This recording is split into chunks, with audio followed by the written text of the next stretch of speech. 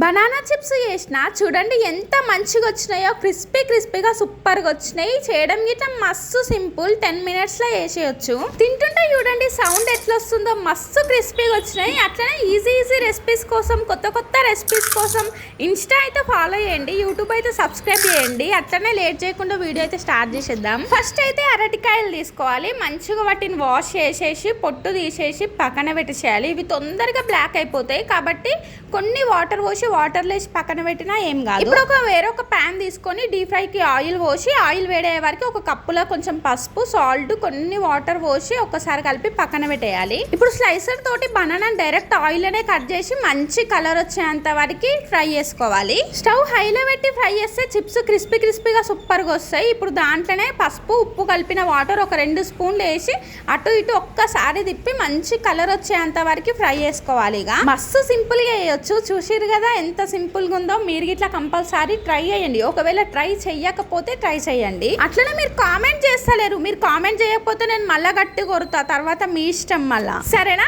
Video నచ్చినా voice నచ్చినా comment మాత్రం చెయ్యండి. అట్లనే ఇన్స్టా అయితే ఫాలో చేయండి, యూట్యూబ్ అయితే సబ్స్క్రైబ్ చేసుకోండి. మంచి రెసిపీస్ మిస్ కాకుండా ఉంటారు. అట్లనే మన యూట్యూబ్ ఛానల్ ఇట్లా కొంచెం సపోర్ట్ చేయొచ్చు కదా. ఇన్స్టాలో బయోలో లింక్ ఉంటుంది, యూట్యూబ్ ఛానల్ లింక్. ఒక్కసారి చూడండి, మంచి రెసిపీస్ మస్తున్నాయి. నచ్చితే సబ్స్క్రైబ్ చేసుకోండి. బాయ్.